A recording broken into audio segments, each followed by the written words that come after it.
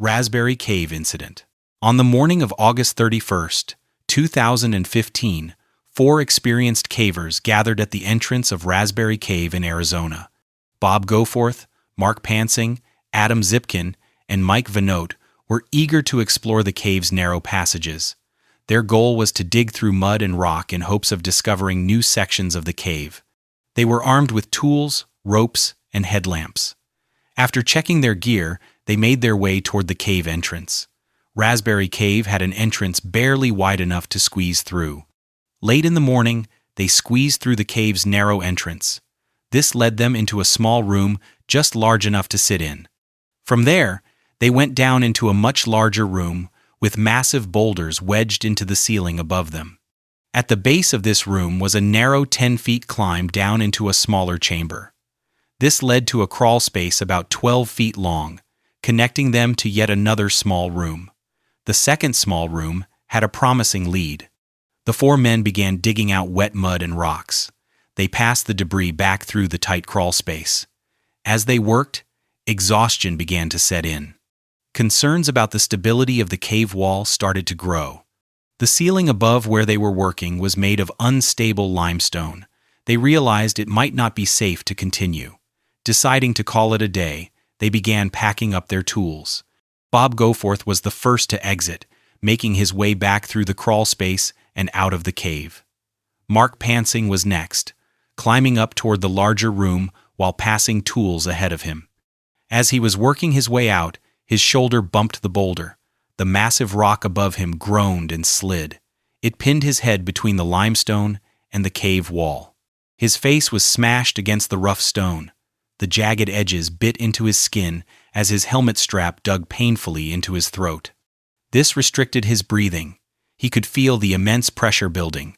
The boulder threatened to crush him with every second. He couldn't move, and he couldn't breathe properly.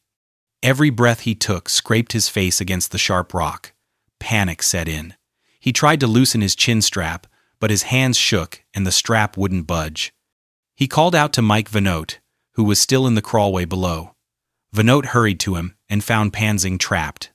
His face was pressed painfully against the rock, and his footing was unstable. Pansing's chin strap was keeping him stuck and choking his throat. Despite his efforts to undo it, it wouldn't release. Pansing asked for a knife to cut the strap. As Vanote passed it up, the situation suddenly changed. With a loud crack, the boulder shifted again. This freed Pansing's head, but sent mud and debris tumbling down into the room below. Rocks clattered and splashed into the wet mud as Vanote scrambled back to avoid the falling debris. Thankfully, the massive boulder didn't fall completely. It wedged itself into the space above them, creating a dangerous but stable position. For a tense moment, they held their breath, waiting to see if the entire structure would collapse. The remaining cavers knew they couldn't move the boulder on their own. For 20 minutes, they waited, hoping Goforth would return. Fortunately, Goforth came back into the cave to check on them after noticing their delay. When he learned they were trapped, they carefully passed him a crowbar from below. With the boulder now wedged in place, Bob Goforth wasted no time. Armed with the crowbar, he began carefully widening the narrow space. His every move was careful and precise. The cavers below could hear the scraping of metal against rock as Goforth worked. Mud and small rocks occasionally fell down, raising the tension even further. Mike Vanote kept his eyes on the ceiling, ready to shout a warning if the unstable rock shifted again. Finally, Goforth managed to move the boulder into a more stable position. The rock shifted slightly, sending another wave of mud down into the room, but this time it held. The 3 trapped cavers felt relieved. Their ordeal was nearly over. One by one, they carefully climbed up the now wider space. Each move was calculated to avoid disturbing the boulder any further. The climb felt slow, their bodies tired and covered in mud. But as they emerged into the larger room, the sense of relief was clear. They had escaped what could have been a fatal disaster. Black Cave, Arizona. In April 1995, a caver named Thomas Benning went in alone. He knew the cave, or at least thought he did. He brought one lamp and followed a side passage he hadn't tried before because that's how it starts. I'll just see where this goes. For a while it goes fine. Crawl, turn, belly down through a pinch, then a wider spot where you can sit and breathe. He leaves no survey notes, no flagged junctions. The new route feels promising, but Black Cave is a maze built by water and time. Tunnels mirror each other. Footprints don't last. The air is still.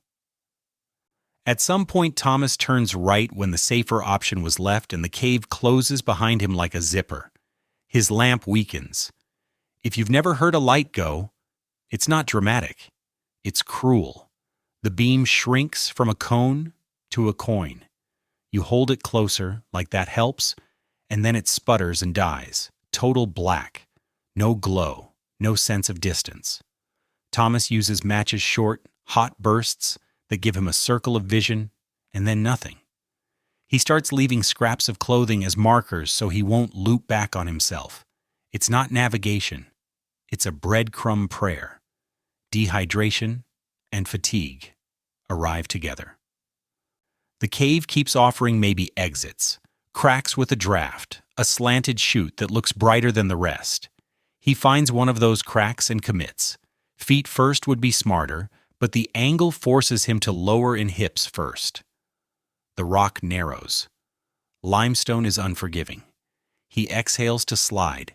He inhales, and the cave inhales him back. At the narrowest spot, his pelvis locks between two planes. He tries to push up. Nothing. The more he fights, the tighter the rock seems to hold. Above ground, his wife reports him missing when he doesn't come home. Searchers find the car near the cave, but not the man. Black Cave has too many options, and Thomas left too few clues. Teams sweep the obvious branches and never find the dark side passage he took. After days, the search pauses. Underground, Thomas is out of matches and out of leverage. Sound doesn't carry far in tight rock. His voice dies inches from his face. In December 1996, 3 cavers return to Black Cave on a different trip. They spot something odd: charred match ends, then a strip of fabric snagged on an edge. One piece leads to another, and the trail finishes in a narrow vertical crack. They stop and call it in.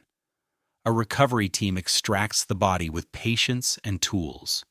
The wallet confirms the name. The cave releases him almost 2 years after it took him.